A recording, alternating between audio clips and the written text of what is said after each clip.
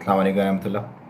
आज आखिरी ताकरात है इस रमज़ान की, जो मेरा ख़्याल है हम जितने भी लोग इस वक्त दुनिया में जी रहे हैं मुसलमान, क्योंकि इस्लाम की और रमज़ान की जो खैर व बरकत है वो तमाम रिलीजन्स और तमाम लोगों के लिए है।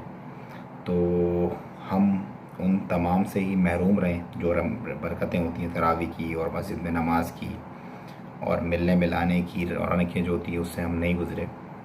लेकिन उसको कंपनसेट करने के लिए इस वक्त मेरी नज़र से दो आयतें गुज़री कुरान की। सूरह शूरा आयत नंबर 88 और 89, और उन्हें पढ़ने के बाद दिल इस कदर मुतमईन हो गया कि मैंने सोचा चले मैं ये आपसे भी शेयर करता हूँ।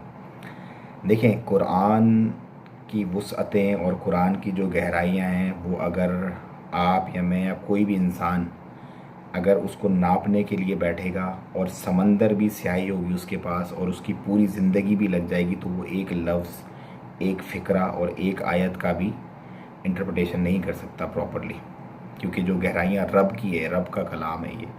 सो रब्बुल इज़्ज़त का जो कलाम होगा उसको तो हमारी औकात नहीं है कुछ भी करने की। तो मैं आपसे ये आयतें शेयर करता हूँ। यौम ला यनफ़उ मालु वल बनून इल्ला मन आतल्लाहु बिक़ल्बि सलीम। जिस दिन ना माल ही कुछ फ़ायदा दे सकेगा और ना बेटे, हाँ जो शख्स अल्लाह के पास पाक दिल लेकर आया वो बच जाएगा। बस। तो जितने भी मेरे भाई परेशान हैं माल की वजह से, वो मुतमईन हो जाएं कि कामयाबी माल और दौलत में नहीं है, कामयाबी है पाक दिल जो लेकर पहुंचेगा रोज़े हशर रब्बुल इज़्ज़त के सामने, उसके लिए। सो बस ये एंड ऑफ स्टोरी और मॉरल ऑफ लाइफ है।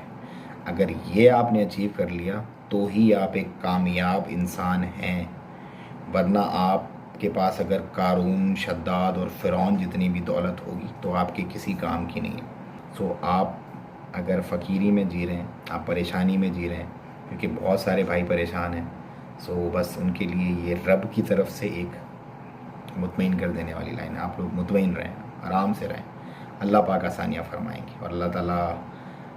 और ये आखिरी, पहला और आखिरी रमज़ान ही होगा इंशाल्लाह, ऐसा फिर रमज़ान नहीं गुजरेगा हमारा। सो ना उम्मीद मत हो, मायूस मत हो, बस अल्लाह की मर्ज़ी से जान के और गुज़र गया अल्हम्दुलिल्लाह। बाकी जो रासा वक्त है वो भी गुज़र जाएगा, फ़िक्र मत करें। अस्सलाम वालेकुम रहमतुल्लाह।